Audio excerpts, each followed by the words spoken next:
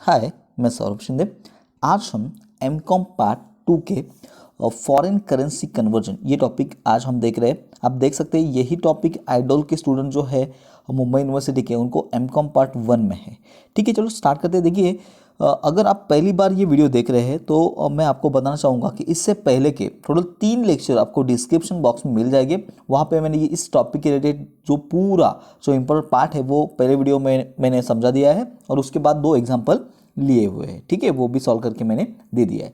देखिए, आज हम ये एग्जाम्पल देखने वाले हैं, ये इंपॉर्टेंट होने वाले क्योंकि आप देख सकते हैं अक्टूबर 2006 को मुंबई यूनिवर्सिटी के क्वेश्चन पेपर में ये पूछा गया था। ठीक है, चलो स्टार्ट करते हैं। कैसे सॉल्व करना है, कैसे इसको सॉल्व करते हैं देखते हैं ध्यान से।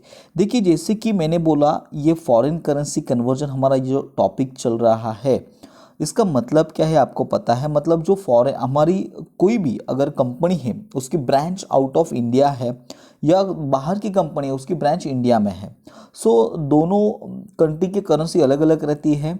सो क्या करना पड़ता है, उस कंट्री के हिसाब से हमको क्या करना पड़ता है, अकाउंटिंग करना पड़ता है। सो करेंसी अलग। सो देख सकते हैं आप कि करेंसी का जो रेट रहता है वो डे टू डे चेंज होता है, बराबर ना।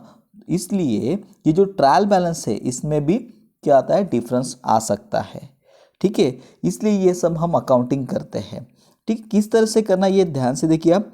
पहले तो हम ये पूरा एग्जांपल देख लेते हैं। देखिए, following balance sheet appear in the books of Pune branch. ठीक है, पुणे ब्रांच है of a firm in UK.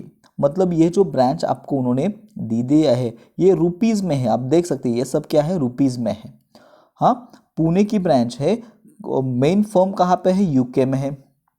ठीक है, सो हमें ये जो रुपीज़ में है वो कन्वर्ट किस में करना पड़ेगा, यूके की करेंसी कौन सी है, पौंड है। सो पौंड में कन्वर्ट करना पड़ेगा। ठीक है, चलो करते हैं, देखते हैं कैसे करते हैं हम। ठीक है, ये देखिए कुछ एडजस्टमेंट उन्होंने हमको प्रोवाइड किया हुआ है। उसमें आप देख सकते हैं 31 दिया है ना, मतलब 31 दिसंबर का जो 65,000 दिया हुआ है स्टॉक। मतलब ये कौन सा स्टॉक है आपको पता है, क्लोजिंग स्टॉक है।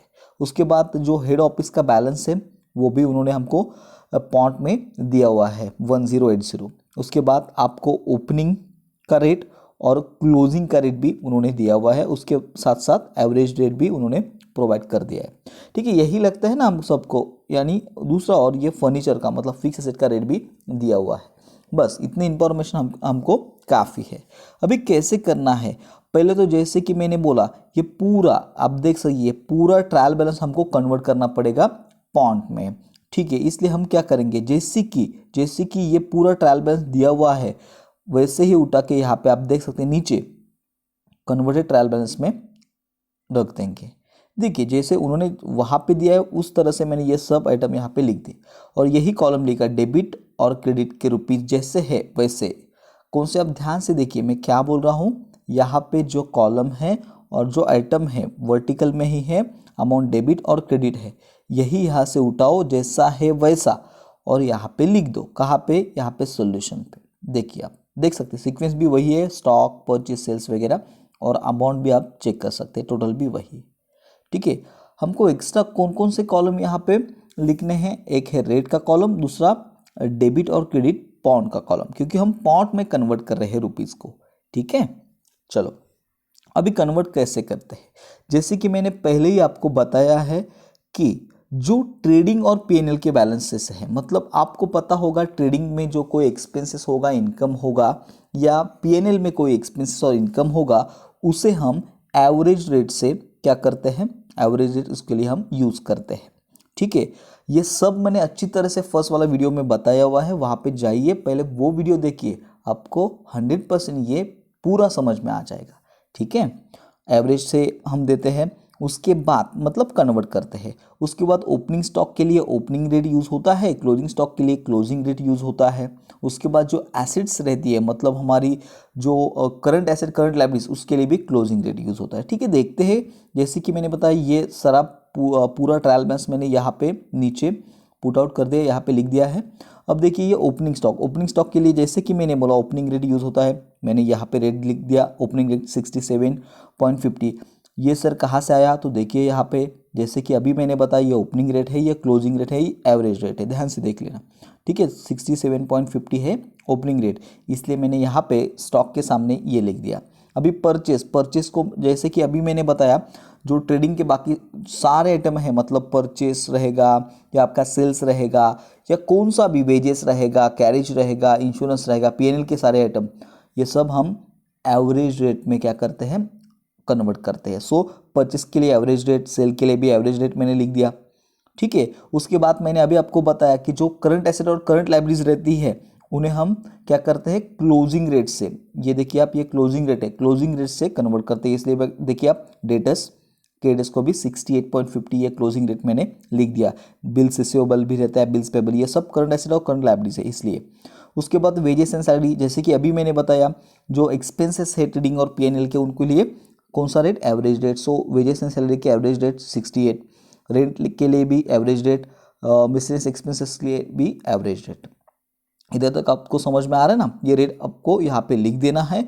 ये तो आपके पास ऑलरेडी अमाउंट है, आपको अभी देखिए आप यूरो में कन्वर्ट कर रहे हैं इसलिए ये रुपीज़ में है। सो रुपीज़ को डिवाइड करिए आप, कैलसी लीजिए 37,000 डिवाइडेड बाय 67.50 कीजिए तो आपको 560 ये मिल जाएगा, पाउंड में मिल जाएगा, उसका जो कोई वैल्यूएशन है वो। हाँ, सभी ये जो आप अमाउंट देख रहे हैं उसे क्या करना है, इस अमाउंट को भी इससे डिवाइड कर दीजिएगा, आपको ये अमाउंट मिल जाएगी पाउंड में। हाँ, सभी को ये इसको इससे डिवाइड कर, जो रेट हमने सामने लिखा है उससे आपको ये अमाउंट रहती है ना, उनको डिवाइड करना है, आपको ये पाउंड में अमाउंट मिल जाएगी। जो डेबिट में है उसे डेबिट में लिखना है, जो क्रेडिट में है उसे क्रेडिट में लिखना है। ईजी है ना, ठीक है, इस तरह से आपको ये करना है। देखिए हम यहाँ तक आए थे फर्नीचर। अभी देखिए फर्नीचर, जैसे कि मैंने बोला फिक्स एसेट के लिए हमको क्या करना पड़ता है, स्पेसिफिक उन्होंने रेट दिया हुआ होता है। देखिए आप अगर नहीं दिया तो हम क्लोजिंग रेट ले सकते हैं, लेकिन आप देखिए आप फर्नीचर एंड फिटिंग के लिए परचेस फ्रॉम रेमिटेंस 125 पाउंड उन्होंने दिया हुआ है यहाँ पे। ठीक है, सो इसलिए हम क्या करेंगे कि जो कोई भी आप देख सकते हैं यहाँ पे फर्नीचर की जो वैल्यू है, देखिए आप यहाँ पे वो हमको 14,730 बराबर ना 14,730 दिया हुआ है, लेकिन उसकी जो अमाउंट है ऑलरेडी उन्होंने 125 पाउंड हमको दे दिए। यहाँ पे रेट नहीं बोला है, मैं क्या बोल रहा हूँ ये ध्यान से सुनिए। ये क्या है, यहाँ पे पर पाउंड का रेट है, लेकिन ये रेट नहीं है। यहाँ पे furniture and fitting were purchase from remittance of pound 125 receive from head office, मतलब 125 पाउंड मिले हैं आपको फर्नीचर के लिए। सो फर्नीचर की जो ये अमाउंट है 14,730, इसकी वैल्यूएशन पाउंड में कितनी हुई है, 125। सो हमने यहाँ पे डिवाइड वगैरह कुछ नहीं किया, डायरेक्टली यहाँ पे 125 लिख दिया। समझ में आ रहा है ना आपको? ठीक है, चलो आगे बढ़ते हैं। क्योंकि आप देख सकते पाउंड का रेट किसके, आप देख सकते 67, 68, 68 के हिसाब से है, और ये 125 इतना रेट का इतना कुछ फ्लक्चुएशन नहीं होता रेट में। समझ में आ रहा है ना मैं क्या बोल रहा हूँ आपको उस ईयर में। सो ये वैल्यू है उसकी ओवरऑल फर्नीचर की। ठीक है, देखते आगे देखते। देखिए जैसे कि फर्नीचर हुआ, अभी कैश को भी हम जब अभी मैंने आपको बोला कैश भी कौन सा है, करंट एसेट है। सो इसे भी हम क्या करेंगे, क्लोजिंग रेट लेंगे। सो क्लोजिंग रेट 68.50 है, वो मैंने लिया, इससे डिवाइड किया इसको, और ये मुझे बैलेंस मिल गया पाउंड में। उसके बाद ध्यान से देखिए आप हेड ऑफिस का जो भी बैलेंस रहता है ये वाला, ये ऊपर आपको दिया हुआ है। देखिए आप यहाँ पे क्रेडिट साइड में दिया हुआ है। सो इसके लिए भी आपको आप ध्यान से देखिए, यहाँ पे देखिए head office shows debit balance 1080 pound. So ये भी आपको डायरेक्टली मेंशन किया हुआ है उसकी वैल्यू पाउंड में। सो हमने क्या किया, यहाँ पे लिख दिया रुपीज़ में, और यहाँ पे पाउंड में जैसे कि एडजस्टमेंट में दिया है वैसे हमने यहाँ पे लिख दिया। ठीक है, 1080। ठीक है, ये तो समझ में आ गया सर। अभी ये देखिए ये तो समझ में आ गया मैं क्या बोल रहा हूँ, ये कन्वर्ट हमने कैसे किया, ये सब जो आप देख रहे हैं ट्रायल बैलेंस, इसको हमने इस जो रेट है इसके हिसाब से, एडजस्टमेंट के हिसाब से कन्वर्ट किया, रुपीज़ को कन्वर्ट किया पाउंड में। ठीक है, ये तो समझ में आएगा। अभी नेक्स्ट स्टेप क्या है, हमको ये टैली करना पड़ेगा। ये तो टैली हो जाएगा क्योंकि ये रुपीज़ में है, ये टैली हो जाएगा, ऑलरेडी टैली है। हमको क्या अभी टैली करना पड़ेगा यहाँ पे ये वाला। अब देखिए यहाँ के टोटल कीजिए, क्रेडिट साइड की 7,920 आ जाएगी। सेम आप यहाँ पे डेबिट वाले कॉलम के नीचे लिख दीजिएगा 7,920। उससे जो ऊपर के जो भी कॉलम है सॉरी यहाँ पे डेबिट साइड की ज़्यादा आ रही है, देखिए यहाँ की ज़्यादा आ रही है डेबिट वाली। सो 7,920 यहाँ पे डेबिट की टोटल आ जाएगी। वही आपको क्या करना है, क्रेडिट साइड में लिख देना है। उससे बाकी के जो क्रेडिट साइड वाले आइटम है वो माइनस कर दीजिएगा। आपको यहाँ पे आंसर 340 पाउंड मिल जाएगा। ये आपको डिफरेंस मिलेगा क्रेडिट साइड में। सो इसे हम नाम देंगे डिफरेंस फॉरेन एक्सचेंज। ऐसा नहीं कि डेबिट या क्रेडिट में आता है, कहाँ पे भी आ सकता है। अगर यहाँ पे क्रेडिट साइड की अमाउंट ज़्यादा होती तो डेबिट साइड में डिफरेंस आता, उसे भी सेम हम नाम देते। खाली इसको ट्रांसफ़र करने में, इसको हम अभी क्रेडिट साइड में इसलिए हम पीएनएल के क्रेडिट में ट्रांसफ़र करेंगे। अगर डेबिट में होता तो उसे पीएनएल के डेबिट में हम ट्रांसफ़र कर देते। बाकी कुछ नहीं है। देखिए बहुत ईजी टॉपिक है, आपको 100% ये मार्क्स दिलवाता है। मतलब 15 मार्क्स का इसका क्वेश्चन या 20 मार्क्स का इसका क्वेश्चन हमको पूछा जाता है और आसानी से आप ये सॉल्व कर सकते हैं। ठीक है, इसलिए ध्यान से देखना। ये तो समझ में आएगा, कन्वर्ट हमने किया ट्रायल बैलेंस। अभी आपको खाली क्या करना है, ये देखिए आप ट्रेडिंग अकाउंट, जैसे कि आप 12th में क्या करते प्रिपेयर करते थे इस उस तरह से। ये देखिए ट्रेडिंग अकाउंट यहाँ पे प्रिपेयर किया आपने। उसके बाद क्या किया, बैलेंस शीट, ट्रेडिंग पीएनएल और बैलेंस शीट। ठीक है, ये प्रिपेयर करना है आपको। उन्होंने ये ट्रेडिंग और पीएनएल कॉमन किया है इसलिए।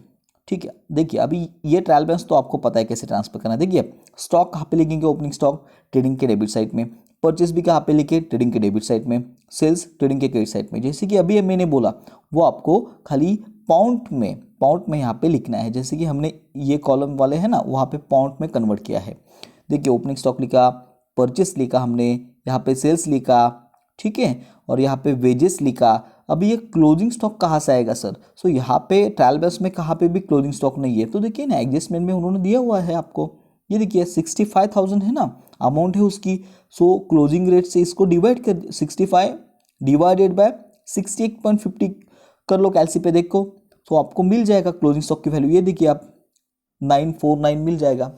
ठीक है, इस तरह से आपने जो ट्रेडिंग वाले आइटम्स है जो ट्रायल बैलेंस में है और जो क्लोजिंग स्टॉक है वो एडजस्टमेंट में है, वहाँ से हमने ले लिया। ये देखिए ये वाला ट्रेडिंग का है, परचेस ट्रेडिंग है, सेल्स ट्रेडिंग है, उसके बाद वेजेस ट्रेडिंग है, बराबर।